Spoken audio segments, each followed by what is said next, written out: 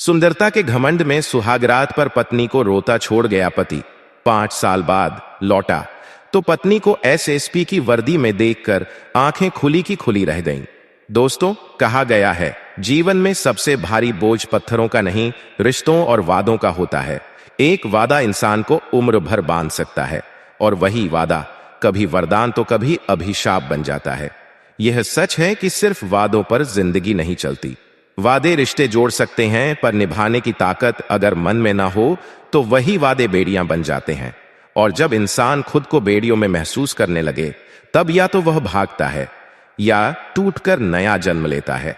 कहा गया है कभी कभी जिंदगी हमें वहां बांध देती है जहां दिल रहना नहीं चाहता, और वहीं से इंसान की असली परीक्षा शुरू होती है। दोस्तों, एक गांव था।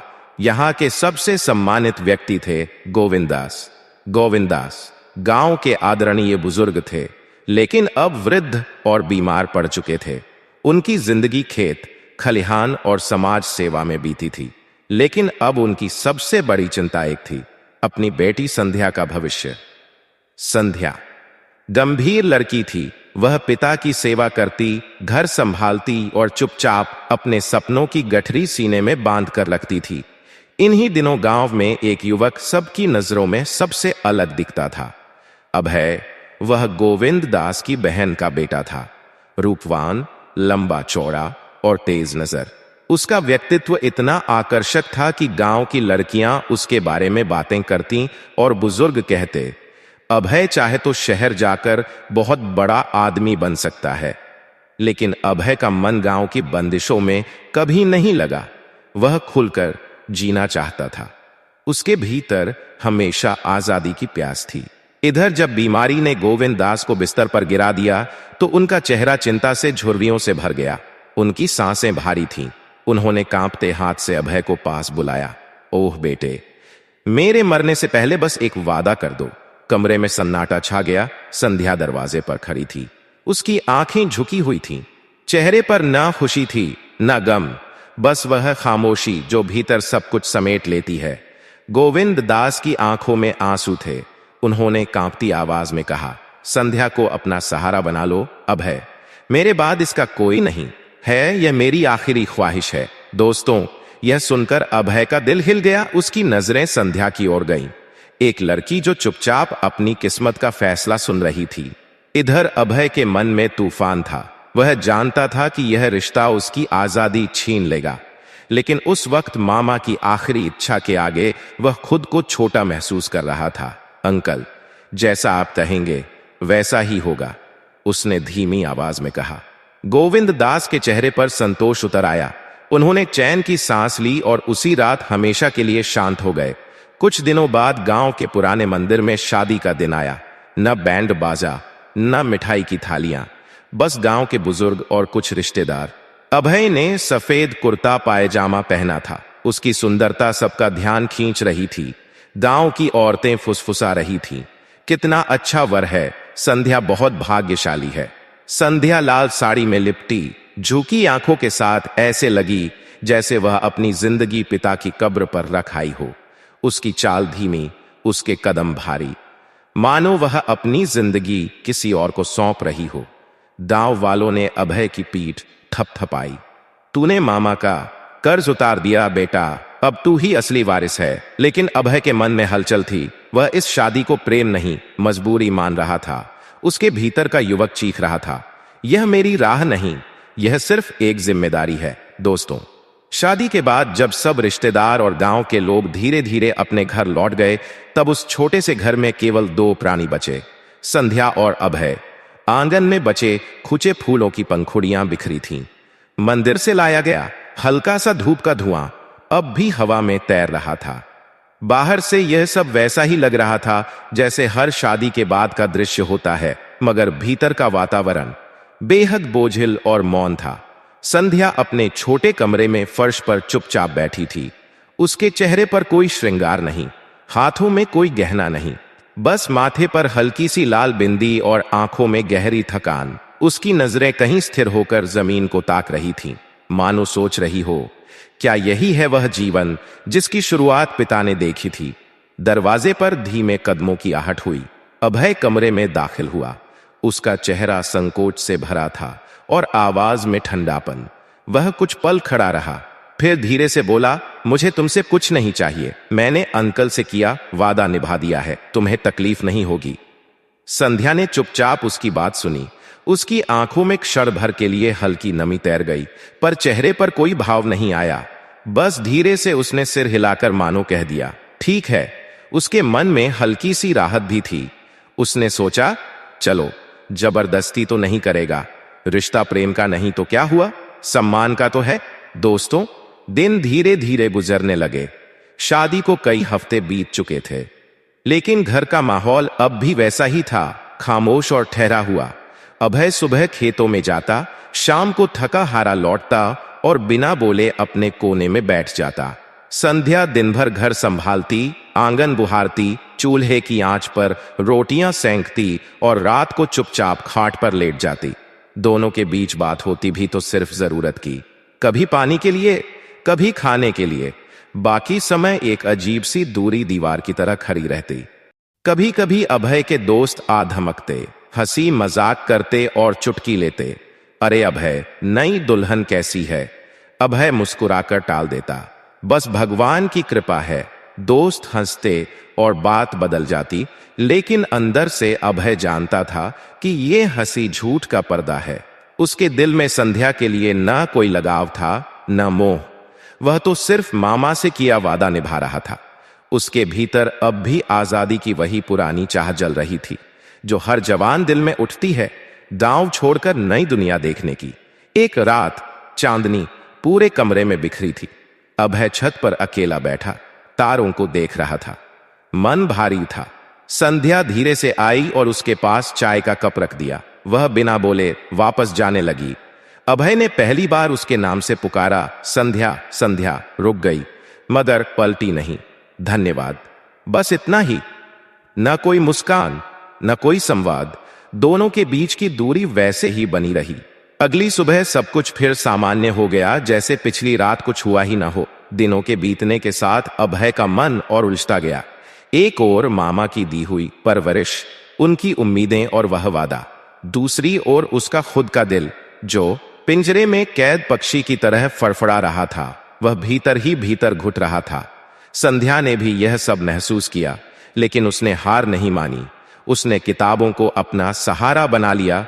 जब अभय खेतों में होता, वह चुपचाप पुराने नोट्स पढ़ती, नए सपने बुनती और सोचती, अगर अभय मुझे महत्व नहीं देता तो क्या हुआ? मैं अपनी पहचान खुद बनाऊंगी। मैं खुद को किसी नाम की मोहताज नहीं रहने दूंगी। इसी बीच एक दिन गांव के बुजुर्ग धनपत सिंह रास्ते में अभय से मिले। उन्होंने स्नेह से कहा, बेटा, तू भाग्यशाली है। गोविंद दास की बेटी जैसी संस्कारी और समझदार लड़की आजकल कम ही मिलती है। अभय ने हल्की मुस्कान दी, लेकिन भीतर उसका दिल कसक उठा। उसे चुभन हुई कि वह सच में उस रिश्ते को वह सम्मान नहीं दे रहा, जिसकी संध्या हकदार थी। कुछ दिन बाद संध्या को पिता की पुरानी डायरी मिली। उसमें लिखा था, मेरी बेटी, मैंने तुझे अभय के साथ जोड़ा ताकि तुझे दुनिया की अन्याय भरी आंधियों से बचा सकूं। वह तेरा सहारा बनेगा, तेरी रक्षा करेगा। ये शब्द संध्या के दिल में तीर की तरह चुभ गए, लेकिन उसने तय किया, मैं खुद को पीड़िता नहीं बनने दूंगी। मैं कुछ बनूंगी और एक दिन लोग मुझे मेरी अपनी पहचान से जानेंगे, ना कि केवल अभय की पत्नी कहकर। उधर अभय का मन और बिखर चुका था। वह अब खुद से लड़ते लड़ते थक गया था। वह समझ चुका था कि केवल वादे निभाकर जिंदगी नहीं चलती।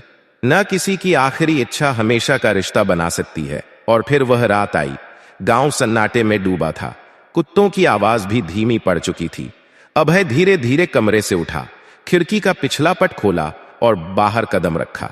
उसकी कमर पर एक पुराना थैला था, जेब में सिर्फ 100 रुपए और दिल में बेचैनी का तूफान। वह दबे कदमों से गली पार कर गया। हर कदम के साथ उसे लग रहा था जैसे वह कोई पाप कर रहा हो। उसी वक्त संध्या की आंखें खुल गईं। उसने दरवाजे की आहट सुनी। उसका दिल कांपा, लेकिन उसने कुछ नहीं कहा।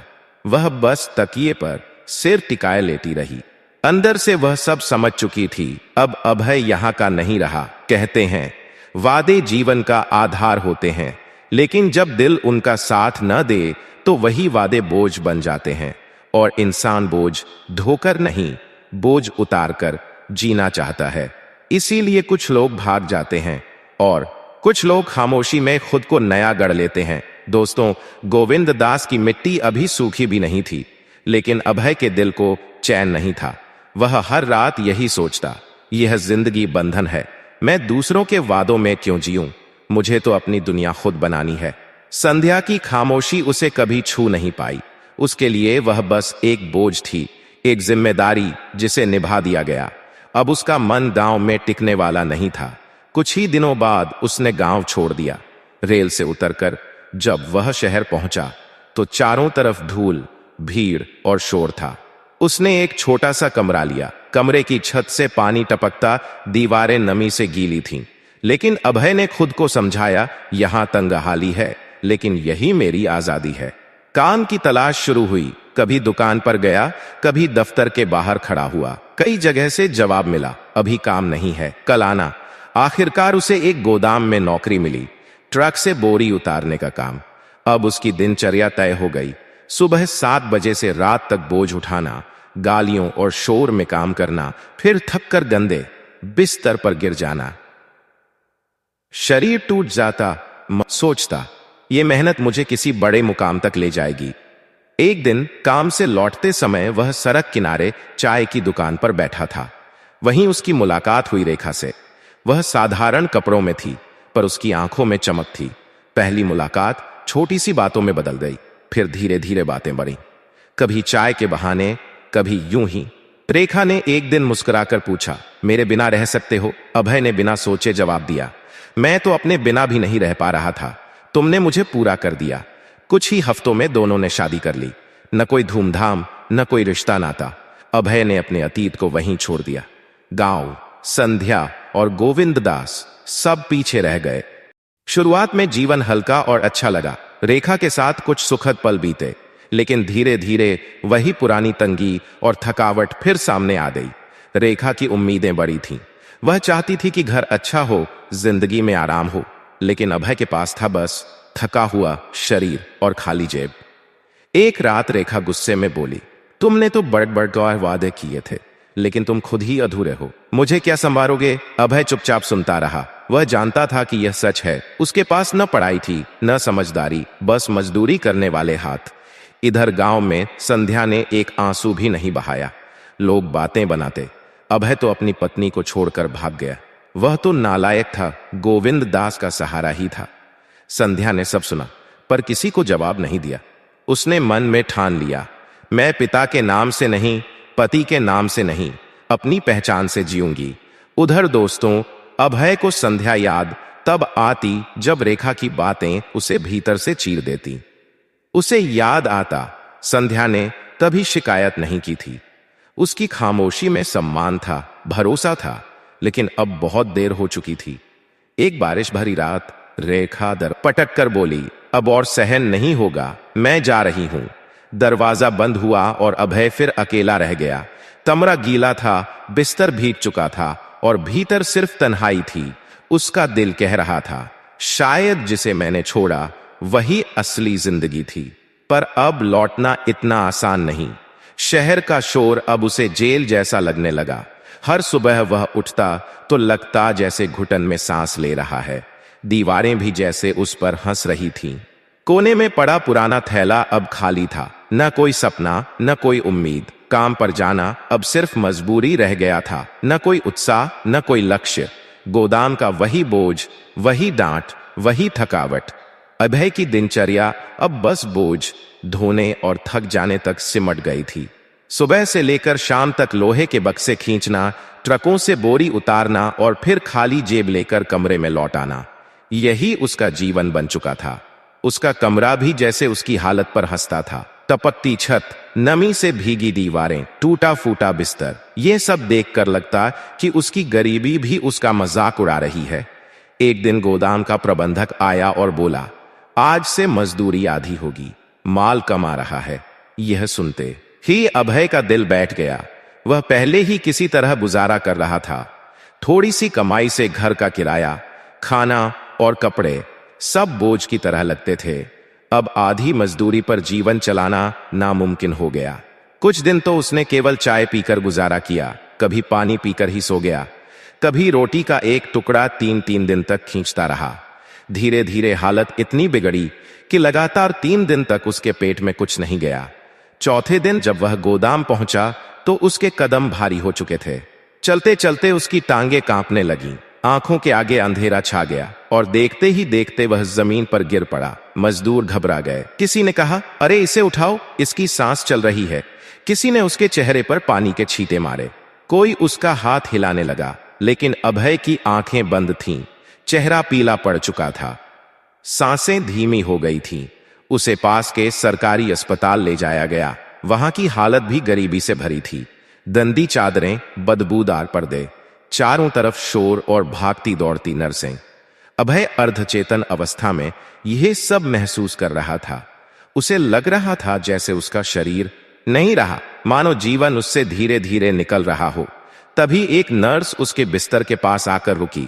वह कई घंटों से ड्यूटी पर थी, थकी हुई थी, पर फिर भी उसकी आंखों में दया थी। उसने अभय की नब्ज देखी और वार्ड बॉय से बोली, यह मामला सिर्फ भूख का है, 4 दिन से कुछ नहीं खाया है। वार्ड बॉय चिढ़कर बोला, ये लोग भी ना मजदूर होकर खुद का ध्यान नहीं रखते। नर्स ने धीरे से जवाब दिया, खुद का ध्यान कैसे रखें जब दुनिया ही इनसे मुंह मोड़ ले। उसी समय सफाई करने वाली महिला बिस्तर के नीचे झाड़ू लगा रही थी। अचानक अभय की जेब से एक तस्वीर गिर गई। वह तस्वीर थी गोविंद दास और संध्या की। महिला ने तस्वीर उठाई और बोली, लगता है यह इसकी पत्नी होगी या कोई अपना, सब कुछ छोड़कर यहां आ गया है। नर्स ने तस्वीर को गौर से देखा और चुपचाप उसे मेज पर रख दिया। 2 दिन बाद अभय को होश आया। उसने आंखें खोली, छत को घूरा और एक लंबी सांस ली। कमरे में सन्नाटा था। नर्स दवा रखने आई। उसने मुस्कुराकर पूछा, क्या हाल है तुम्हारा? अभय ने धीरे से कहा, जिंदा हूं, शायद। नर्स ने पानी पिलाया और नरमी से बोली, जिंदा हो तो जीना भी सीखो, खुद को इस हालत में मत छोड़ो। जिंदगी बोझ नहीं है, अवसर है। ये शब्द साधारण थे, लेकिन अभय के दिल को भीतर तक चीर गए। उसकी आंखों में नमी आ गई। शायद पहली बार किसी ने उसे यह एहसास कराया कि वह भी कुछ है, वह भी जीने लायक है। रात को अस्पताल में सन्नाटा था। पंखे की धीमी आवाज और कभी कभी किसी मरीज की खांसी। अभय चुपचाप लेटा था और उसकी आंखों के सामने संध्या का चेहरा घूम रहा था। उसने मन ही मन कहा, काश मैं उसे समझ पाता, काश उसकी खामोशी को पढ़ पाता। पर अब ना वह दिन लौट सकते हैं, ना वो समय। उसके भीतर पछतावा भर गया, लेकिन उसने यह भी महसूस किया कि अब 2 ही रास्ते हैं, या तो जमीन पर पड़ा रहे या खुद को संभाल कर खड़ा हो जाए। अगली सुबह नर्स आई तो अभय ने पूछा, यह अस्पताल कहाँ है? नर्स ने हैरानी से देखा और बोली, तुम्हें यह भी याद नहीं? यह कोलकाता का जनरल अस्पताल है। अभय हल्के से मुस्कुराया और बोला, हाँ, अब याद आ गया। अब और भी कुछ याद करना है, खुद को। उसने सोचा, मेरी जिंदगी धूल और थकान से ढक गई है, लेकिन अभी सफर बाकी है। अब मुझे खुद को बदलना होगा। अस्पताल से छुट्टी मिलने के बाद वह सीधे उस गंदे कमरे में वापस नहीं गया। कुछ देर सड़क किनारे बैठा रहा, बस सांसें लेता रहा। फिर दिल में ठान लिया, अब और नहीं, अब वापस जाना है जहां सब कुछ छोड़ा था। कहते हैं दोस्तों, भूख पेट की हो या आत्मा की, दोनों इंसान को तोड़ देती है। पर अगर इंसान गिरने के बाद उठ खड़ा हो तो वही भूख उसे नया जीवन जीना सिखाती है। याद रखो, जिंदगी बोझ नहीं, अवसर है। अगले ही दिन अभय अस्पताल से छुट्टी पाकर स्टेशन की ओर निकल पड़ा। उसके पास बस कुछ पुराने कपड़े थे, जेब में चंद सिक्के और हाथ में अधूरा बिल। लेकिन दिल में एक नया संकल्प था, अब लौटना है वहां जहां सब छोटा था, लेकिन दिल बड़ा था। ट्रेन के सफर में साथी, बस खामोशी थी। खिड़की से बाहर झांकते हुए उसे वही खेत, वही पगडंडियां और वही नीम के पेड़ याद आए जहां उसने बचपन बिताया था। पर अब वो सब किसी धुंध की तरह लगता था। जैसे ही वह गांव पहुंचा, उसके पांव जानी पहचानी मिट्टी पर पड़े, पर माहौल बदला बदला सा था। वही गलियां, वही घर, वही चौपाल पर लोगों की नजरें अब पहले जैसी। किसी बच्चे ने आवाज लगाई, अरे अभय भैया आ गए, और देखते देखते खबर पूरे गांव में फैल गई। अभय हैरान था। जिन चेहरों पर वह पहले तिरस्कार खोजता था, आज वहां सम्मान झलक रहा था। जिन आंखों में पहले अवहेलना थी, आज उनमें श्रद्धा और अपनापन था। किसी ने आगे बढ़कर कहा, नमस्कार अभय भैया, अच्छा हुआ आप लौट आए। उसे विश्वास ही नहीं हुआ कि यही लोग जो पहले उसे निकम्मा, अनपढ़ और नाकाम समझते थे, आज सिर झुकाकर उसका स्वागत कर रहे हैं। धीरे धीरे वह अपनी पुरानी हवेली तक पहुंचा। दरवाजा टूटा फूटा था। पेड़ के नीचे वही जगह थी जहां मामा गोविंद दास हुक्का पिया करते थे। दीवारें थकी हुई लग रही थीं, जैसे वक्त ने उन पर बोझ डाल दिया हो। उसने दरवाजा धकेला। अंदर गहरी खामोशी थी। कमरे की हवा तक उदास लग रही थी। अभय ने खुद से कहा, यही मेरा मूल है, यही मेरी पहचान। अचानक दरवाजे पर दस्तक हुई। गांव का मुखिया हाथ जोड़कर खड़ा था। बेटा, अच्छा किया लौट आया। ये घर अब फिर से जीवित लगेगा। गोविंद दास ने गांव के लिए बहुत कुछ किया था, अब तुझसे भी उम्मीद है। अभय चुप रहा, आंखें झुका ली। उसे समझ नहीं आ रहा था कि ये बदलाव क्यों और कैसे हुआ। तभी गांव की समिति का प्रतिनिधि आया। उसने एक बंद लिफाफा अभय को थमाया। ये पत्र संध्या ने तुम्हारे लिए छोड़ा था। उस समय तुम यहां नहीं थे, पर अब हो।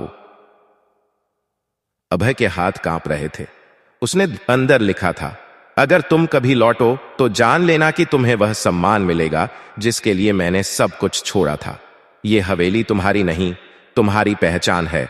जिंदगी बार बार अवसर नहीं देती, लेकिन जब दे तो उसका आभार मानना चाहिए। हर शब्द तीर की तरह उसके दिल में उतरता चला गया। जिसने खुद को हमेशा छोटा और तुच्छ समझा था, आज उसी के नाम पर गांव वाले सिर झुका रहे थे। अभय को एहसास हुआ, ये सम्मान उसकी मेहनत का नहीं, संध्या के त्याग और सपनों का फल था। उस रात पूरे गांव में सन्नाटा था। अभय हवेली के आंगन में बैठा तारों को देख रहा था।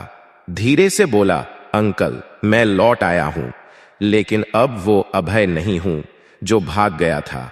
अब मैं वही बनूंगा जिस पर आपको गर्व हो। आसमान की ओर उसकी प्रार्थना उठी और शायद कहीं ऊपर से स्वीकार भी हो गई। अगली सुबह सूरज पूरी तरह नहीं उगा था, पर गांव की हवा में हलचल थी। युवक आपस में कानाफूसी कर रहे थे। आज फिर से आ रही हैं, बड़ी गाड़ी में, सरकारी रुतबे के साथ। अब तो चौधरी भी उनके सामने सिर झुका देता है। अभय चौंका। उसने दीवार के पार झांका। चौराहे पर गहमागहमी थी। उसी समय एक लड़का दौड़ता हुआ आया। अभय भैया, आपने सुना, संध्या दीदी आ रही हैं। पूरा गांव उनके स्वागत की तैयारी कर रहा है। ये सुनकर अभय के कानों में जैसे पिघला सीसा पड़ गया। उसी संध्या को वह छोड़कर भागा था, आज वही पूरे गांव की शान बन चुकी थी। उसने जल्दी से दरवाजा बंद किया और हवेली के भीतर लौट आया। उसका मन भारी हो गया। उसे वो पल याद आया जब संध्या चुपचाप उसके लिए चाय रखकर पलट गई थी। उसकी खामोशी, उसका सुकून और उसका मूक प्रेम, सब कुछ आज उसके भीतर गूंज रहा था। सम्मान कभी भी मजबूरी से नहीं मिलता, वह त्याग, धैर्य और कर्म से अर्जित होता है। जिसे हम कमजोर समझते हैं, कभी कभी वही हमारी ताकत से बड़ी मिसाल बन जाता है। भागना आसान है, पर लौटकर सामना करना ही असली साहस है। शाम का समय था। गांव के बाहर से एक बड़ी सफेद गाड़ी गुरुराती, उस पर सरकारी झंडा लगा था और साथ साथ 2 पुलिसकर्मी मोटरसाइकिल पर चल रहे थे। अभय हवेली के दरवाजे के पीछे खड़ा सब देख रहा था। गाड़ी चौपाल के पास रुकती है, दरवाजा खुलता है और संध्या बाहर निकलती है। सफेद सलवार कुर्ता, सिर पर दुपट्टा और आंखों में आत्मविश्वास। उसकी चाल में भरोसा था और बोलने के अंदाज में ठहराव। गांव वाले तालियां बजाने लगे। महिलाओं ने आशीर्वाद दिए, बच्चों ने फूल बरसाए। वह चौधरी जो पहले गोविंद दास को नाम से भी नहीं पुकारता था, आज हाथ जोड़कर बोला, संध्या जी, आपने तो पूरे क्षेत्र का नाम रोशन कर दिया। हमें गर्व है आप पर। संध्या ने बस हल्की मुस्कान दी और सिर झुका लिया। अभय वहीं खड़ा जमीन को देखता रहा। वह चाहता तो सामने जाकर खड़ा हो सकता था, आखिर उसका नाम भी संध्या से जुड़ा था। लेकिन उसके भीतर से आवाज आई, अब मैं उसके लायक नहीं रहा। उसे याद आने लगे वो दिन जब वह शहर में मजदूरी करता था, जब रेखा उसे ताने देती थी, जब भूख से बेहोश होकर अस्पताल में पड़ा था और नर्स ने कहा था, जिंदा हो तो जीना सीखो। दोस्तों, इधर गाड़ी आगे बढ़ गई थी। गांव की गलियों में संध्या की खुशबू देर तक बसी रही। लोग उसके बारे में बातें करते रहे। रात को अभय आंगन में बैठा आसमान देख रहा था। उसके मन में ख्याल आया, संध्या ने सिर्फ परीक्षा नहीं पास की, उसने जिंदगी जीत ली। अब मेरी बारी है खुद को पहचानने की, कुछ बनने की, या कम से कम एक सच्चा इंसान बनने की। कुछ दिन बाद दोपहर को कुछ बुजुर्ग अभय की हवेली पर आए। वह चुपचाप बैठा था। गांव की समिति प्रमुख प्रकाश राव आगे बढ़े। उन्होंने एक लिफाफा उसकी मेज पर रख दिया। बेटा अभय, यह निवेदन हम सबकी ओर से है। अगर हो सके तो अपनी पत्नी से कहना ये काम हमारे लिए कर दे, हमारी इज्जत का सवाल है। अभय ने हैरानी से पूछा, मामला क्या है? प्रकाश राव ने नजरें चुराई और बोले, तुम खुद पढ़ लो, हम चाहते हैं कि तुम ही उससे बात करो। वे लोग चले गए। अभय देर तक लिफाफा हाथ में थामे बैठा रहा। दिल में घबराहट थी। आखिर उसने लिफाफा खोला। अंदर लिखा था, संध्या देवी, आपके पद और प्रभाव से हमें उम्मीद है कि आप थाने में बंद हमारे 2 लड़कों को छुड़वा देंगी। वे निर्दोष हैं। यदि आप सिफारिश कर दें तो मामला शांत हो जाएगा। पूरी बिरादरी आपकी आभारी रहेगी। अभय के हाथ कांप गए। उसे लगा जैसे यह कोई निवेदन नहीं बल्कि कोई भारी बोझ है जिसका सामना उसे अब संध्या के सामने करना होगा। वह सीधे संध्या के सरकारी आवास की ओर निकल पड़ा। रास्ते में बच्चों ने शोर मचाया, देखो देखो, संध्या दीदी के पति जा रहे हैं। कुछ बुजुर्गों ने भी झुककर अभिवादन किया, लेकिन अभय का मन और भी भारी होता जा रहा था। दरवाजे पर पहुंचकर उसने धीरे से दस्तक दी। दरवाजा खुला। सामने संध्या खड़ी थी, सरकारी वर्दी, सिर पर दुपट्टा और चेहरे पर गरिमा। उसने दरवाजा पूरा खोला और अंदर आने का इशारा किया। अभय धीरे धीरे अंदर गया, जैसे किसी अदालत में पेश हो रहा हो। कमरा सजा संवरा था। फाइलें करीने से रखी थीं। मेज पर सरकारी टेलीफोन और ताजा चाय का कप रखा था। अभय को याद आया, यही लड़की कभी कच्ची मिट्टी पर नंगे पांव गलियां साफ करती थी। आज उसके पैरों के नीचे कालीन था। अभय ने कांपते हाथ से लिफाफा मेज पर रख दिया। यह पत्र है, गांव वालों ने दिया है, कुछ मदद चाहिए। संध्या ने पत्र खोला, पढ़ा और बिना किसी भाव के उसे एक ओर रख दिया। फिर बोली, यह लोग सिफारिश चाहते हैं, और तुम क्या चाहते हो? अभय की नजरें झुक गईं। उसके मन में अपराध बोध उमड़ पड़ा। धीरे से बोला, मैं कुछ नहीं चाहता, बस पहुंचाने आया था। संध्या ने उसकी ओर सीधी नजर डाली, वही आंखें जिन्हें अभय ने कभी चुप और बेजान समझा था। आज वे आंखें सवाल कर रही थीं, बिना बोले। वह बोली, क्या तुमने कभी पूछा कि उस वक्त मैं क्या चाहती थी जब तुम मुझे छोड़कर चले गए थे? क्या तुमने समझा कि मैं बस एक शांत लड़की हूं जो तुम्हारे बिना कुछ नहीं? अभय की पलकों पर नमी उतर आई। वह बमुश्किल बोला, मुझे माफ कर दो। संध्या के होठों पर हल्की हंसी आई, पर वह हंसी दर्द से भरी थी। उसने कहा, तुम्हें लगता है कि सिर्फ शब्दों से पाप मिट जाते हैं? अभय रो पड़ा, नहीं, मैं जानता हूं, मैं बस अपनी गलतियों का बोझ थोड़ा हल्का करना चाहता हूं। संध्या खिड़की के पास खड़ी थी। बाहर सूरज ढल रहा था। उसने धीमी आवाज में कहा, अभय, क्या तुम्हें लगता है ये सब मेहनत से पाया? नहीं, मैंने तुम्हारी दी हुई तन्हाई को, तुम्हारे छोड़कर जाने के दर्द को और तुम्हारी खामोश नफरत को ईंधन बनाया। हर रात जब मैं तुम्हारे खाली बिस्तर को देखती थी तो मेरे भीतर संकल्प और भी मजबूत हो जाता था कि मैं तुम्हारे बिना भी संपूर्ण बनकर दिखाऊंगी। और फिर वह दिन आया जब मेरा यूपीएससी का परिणाम आया। मेरे कंधों से वर्षों का बोझ उतर गया। संध्या ने अभय की ओर देखा। वह नजरें झुकाए खड़ा था। उसने गहरी सांस ली और कहा, समय बीत जाता है अभय, लेकिन जो घाव हम दूसरों को देते हैं वे भरने में बहुत समय लगाते हैं। कुछ घाव तो कभी नहीं भरते। संध्या ने मेज की दराज से कलम निकाली। पत्र पर लिखा, कार्यवाही की जा रही है, और लिफाफे में डालकर अभय को दिया। जाकर प्रकाश साहब को दे आओ। और सुनो अभय, अगर सच में माफी चाहते हो तो खुद को वह इंसान बनाओ जो अपने अपराध। अभय की आंखों से आंसू बह निकले। संध्या की वर्दी, उसकी आवाज और उसका आत्मविश्वास अभय को बहुत छोटा महसूस करा रहे थे। वह बाहर निकला तो सूरज ढल चुका था। आसमान नारंगी रोशनी से भरा था। शायद वही रोशनी उसके भीतर भी कोई नया सूरज जगा रही थी। लेकिन पेट खाली था, 2 दिन से काम भी नहीं मिला था, जेब में पैसे नहीं थे। शाम को जब वह एक दुकान के पास से गुजरा तो देखा कि बाहर कुछ बचा खुचा सामान पड़ा है। भीतर से आवाज आई, बस एक चीज ही तो उठानी है, कोई नहीं देख रहा। अभय धीरे धीरे आगे बढ़ा। उसने मोबाइल का छोटा डिब्बा उठाया ही था कि पीछे से आवाज आई, अरे चोरी कर रहा है। 2 लोग दौड़े और उसे पकड़ लिया। देखते ही देखते थाने पहुंचा दिया गया।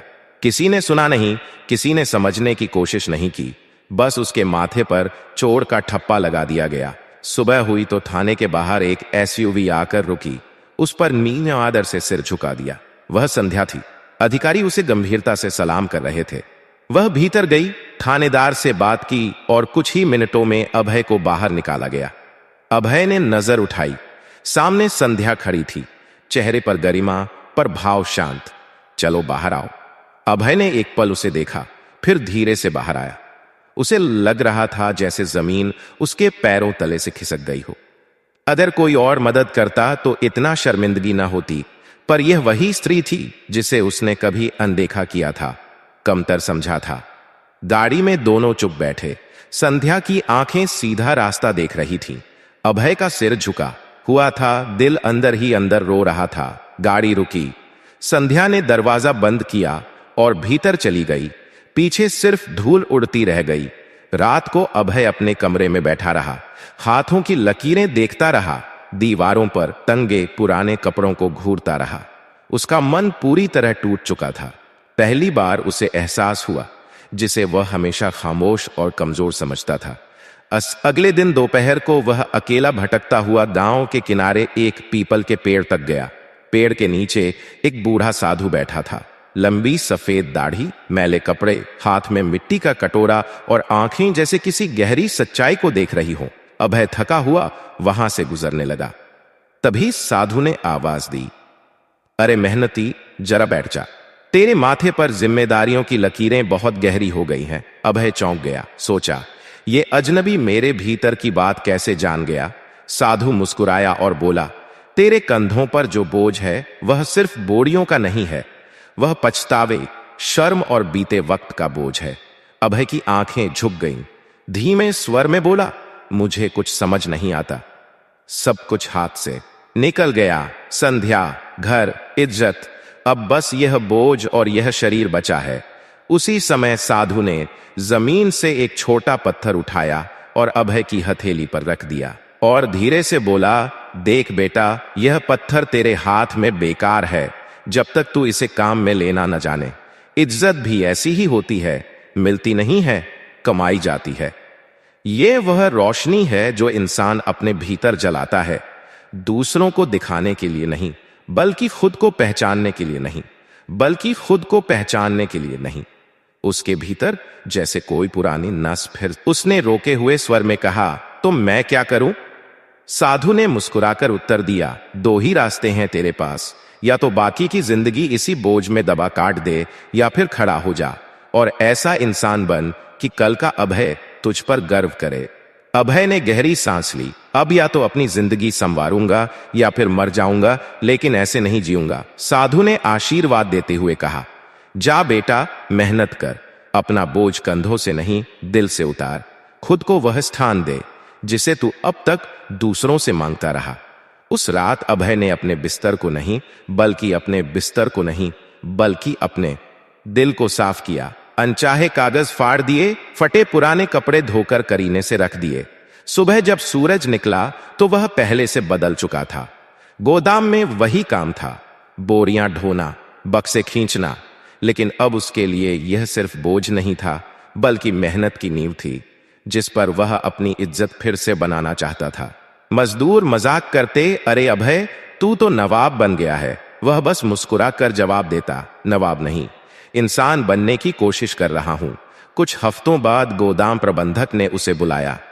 कहा, तू मेहनती है, नई डिलीवरी कंपनी में सुपरवाइजर की जगह खाली है, चाहे तो मैं तेरी सिफारिश कर सकता हूं। अभय की आंखों में चमक आ गई। उसे लगा यह अवसर किसी ने दिया नहीं, बल्कि उसकी अपनी मेहनत ने कमाया है। अब वह रोज सुबह जल्दी उठता, थके शरीर के साथ भी दृढ़ इरादों के साथ काम करता। उसके भीतर एक बीज बोया जा चुका था, अपने पापों का प्रायश्चित करने का, खोई हुई इज्जत को फिर से पाने का। एक दिन उसने ठान लिया, अब समय है कि संध्या से माफी मांगी जाए। शब्दों से नहीं, कर्मों से। वह सीधे उसके कार्यालय गया। संध्या ने उसे देखा तो चेहरे पर हल्की हैरानी और थकावट थी। वह चुप रही, जैसे इंतजार कर रही हो अब यह क्या कहेगा। अभय ने सिर झुका लिया और धीमे स्वर में बोला, मैं माफी मांगने आया हूं उस समय के लिए जब मैंने तुम्हें नजरअंदाज किया, तुम्हें कम आंका, तुम्हारे सपनों को महत्वहीन समझा। संध्या कुछ नहीं बोली, बस चुपचाप सुनती रही। अभय ने जेब से एक पुराना मुड़ा हुआ कागज निकाला और उसके सामने रख दिया। यह देखो, मेरी जमीन पर बनने वाले स्कूल का नक्शा, उन बच्चों के लिए जो मेरी तरह अशिक्षित रह गए। मैं चाहता हूं कि जो मैं नहीं बन सका वह कोई और बन सके। संध्या ने कागज उठाया। उसकी उंगलियां हल्की कांप रही थीं। साधारण सी लकीरें थीं, पर उनमें गहराई और सच्चाई छुपी थी। अभय बोला, मैं चाहता हूं कि इस विद्यालय का उद्घाटन तुम करो। यह तुम्हारी पहचान है, तुम्हारे विचार की उपज है। मैंने कुछ नहीं किया, बस तुम्हारे सपनों को अपनी जमीन पर जगह दी है। संध्या ने उसकी ओर देखा। चेहरे पर वही खामोशी थी, मगर अब उसमें एक अजीब सी शांति थी। अभय बोला, कुछ गलतियां सिर्फ समय और कर्म से मिटती हैं, इसलिए आया हूं यह बताने कि अब मेरी कोशिश स्थायी है, दिखावे की नहीं। कुछ ही दिनों में पूरे गांव में चर्चा फैल गई। जहां कभी अभय खेती करता था, वहां अब स्कूल की दीवारें उठने लगीं। मजदूर ईंटें जोड़ रहे थे, बच्चे उत्सुक होकर देख रहे थे। उनके लिए एक नया संसार बसने वाला है। जब बोर्ड लगा तो उस पर लिखा था, संध्या गोविंद दास विद्यालय। उद्घाटन के दिन संध्या पहुंची। पूरा गांव तालियां बजाने लगा। अभय ने उसका स्वागत किया, पर चेहरे पर कोई घमंड नहीं था, बस आंखों में संतोष। मंच पर अभय ने माइक पकड़ा और कहा, यह विद्यालय उस स्त्री के नाम है जिसने न केवल खुद को पहचाना, बल्कि मुझे भी मेरी कमजोरियों का आईना दिखाया। मेरी सबसे बड़ी सीख उसकी खामोशी से मिली। संध्या की आंखें नम थीं। वह जानती थी कि कुछ घाव ऐसे होते हैं जिन्हें केवल शब्दों से नहीं भरा जा सकता। लेकिन यह भी सच था कि जब कोई व्यक्ति अपनी गलतियों को मान ले और उन्हें सुधारने के लिए सच्चे दिल से प्रयास करे, तो वह दोषी नहीं, बल्कि सीखने वाला इंसान बन जाता है। विद्यालय के उद्घाटन के बाद जब भीड़ धीरे धीरे लौटने लगी, संध्या कुछ पल ठहरी। उसने धीमी आवाज में कहा, शायद तुमने सच में क्षमा मांगी है। अभय ने सिर झुका लिया। उसकी आवाज में भारीपन था। मैं चाहता हूं कि मेरे किए अपराध तुम्हारे नाम से न जुड़े। अब मेरे कर्म ही तुम्हारी इज्जत और प्रतिष्ठा बढ़ाएं। उसने नजरें उठाकर संध्या की ओर देखा और साफ शब्दों में कहा, मैं वादा तो नहीं करता कि सब कुछ तुरंत ठीक हो जाएगा, लेकिन इतना जरूर कहता हूं कि अब मैं वह अभय नहीं हूं जो तुम्हें अकेला छोड़कर भाग गया था। संध्या के चेहरे पर हल्की मुस्कान आई। उसने मेज पर रखी एक फाइल उठाई और उसकी ओर बढ़ा दी। यह विद्यालय की पंजीकरण फाइल है। अब इसकी जिम्मेदारी तुम्हारी है, मेरी नहीं। अभय ने फाइल को ऐसे थामा जैसे उसने कोई अमूल्य खजाना पा लिया हो। उसकी आंखों में चमक थी और दिल में अपनापन। बाहर बच्चों की किलकारियां गूंज रही थीं। पेड़ों पर चिड़ियां चहचहा रही थीं। स्कूल की नई दीवारों पर सूरज की सुनहरी किरणें चमक रही थीं। यह दृश्य सिर्फ एक स्कूल का उद्घाटन नहीं था, बल्कि एक नई सुबह की शुरुआत थी। एक नया रास्ता, एक नई मंजिल और सबसे बढ़कर एक नया रिश्ता। अब अभय और संध्या एक दूसरे के सामने बराबरी पर खड़े थे, न कोई ऊंचा न कोई नीचा। यही था असली सम्मान की वापसी। और यह वापसी शब्दों से नहीं, बल्कि समय, कर्म, त्याग और समझदारी से हासिल हुई थी। जीवन हमें बार बार यह सिखाता है कि इंसान की सबसे बड़ी दुश्मनी कोई और नहीं करता, बल्कि वही करता है खुद इंसान अपनी गलतियों से। जब इंसान किसी रिश्ते की कदर नहीं करता, तो समय उसकी पीठ पर वही बोझ बनकर चढ़ जाता है। जब वह अपनों की खामोशी को कमजोरी समझ लेता है, तो वही खामोशी एक दिन उसकी सबसे बड़ी सजा बन जाती है। जब इंसान जिम्मेदारी से भागता है, तो जिंदगी उसे हर मोड़ पर धिक्कार कर याद दिलाती है कि भागकर भी वह अपने अपराध से बच नहीं सकता। अभय ने संध्या की चुप्पी को साधारण समझा, उसके त्याग को अनदेखा किया और अपनी आजादी को सब कुछ मान लिया। लेकिन जिंदगी ने उसे दिखा दिया कि गलतियां इंसान को भागने नहीं देती, बल्कि उसका पीछा करती हैं, जब तक वह उन्हें स्वीकार कर सुधार न ले। सच्चाई यही है कि इंसान के किए गए अपराध शब्दों से नहीं मिटते, बल्कि कर्मों से धुलते हैं। माफी मांगना आसान है, लेकिन माफी कमाने के लिए मेहनत, त्याग और बदलाव चाहिए। यह कहानी हमें यह समझाती है कि रिश्ते केवल खून से नहीं बनते, बल्कि आपसी सम्मान और विश्वास से टिकते हैं। जो इंसान अपनी गलती मानकर उसे सुधारने की हिम्मत करता है, वह सबसे बड़ा विजेता बन जाता है। और सबसे जरूरी बात, जिंदगी किसी को बार बार अवसर नहीं देती, लेकिन जब भी देती है उसे थाम लेना ही असली बुद्धिमानी है। हमेशा याद रखिए, इंसान अक्सर 3 समय सबसे बड़ी गलती करता है। नंबर 1, जब वह घमंड में होता है। नंबर 2, जब वह गुस्से में होता है। नंबर 3, जब वह अपनों की कदर करना भूल जाता है। और फिर वही गलतियां एक दिन उसके सामने खड़ी होकर कहती हैं, तूने हमें किया था, अब तू ही भुगत। इसलिए दोस्तों, जीवन को हल्के में मत लीजिए, रिश्तों की कदर कीजिए, गलतियों से सीखिए और ऐसा इंसान बनने की कोशिश कीजिए जिसे देखकर आने वाला कल आप पर गर्व करे, ना कि आपकी याद पर धिक्कार। दोस्तों, याद रखना, गलतियां इंसान को गिराती नहीं, बल्कि उसे आईना दिखाती हैं। नंबर 2, रिश्तों की कदर समय पर करो, वरना समय वही रिश्ते तुम्हारे खिलाफ गवाही देगा। नंबर 3, माफी शब्दों से नहीं, कर्मों से कमाई जाती है। नंबर 4, इंसान जब घमंड, गुस्से और लापरवाही में गलती करता है, तो वही गलतियां बाद में उसकी सबसे बड़ी सजा बन जाती हैं। नंबर 5, जिंदगी बार बार अवसर नहीं देती, लेकिन जब देती है तो उसे थामना ही असली जीत है। तो कैसी लगी यह कहानी कमेंट में जरूर बताना। मिलते हैं आपसे अगली वीडियो में एक और दिलचस्प कहानी के साथ। जय हिंद, जय भारत।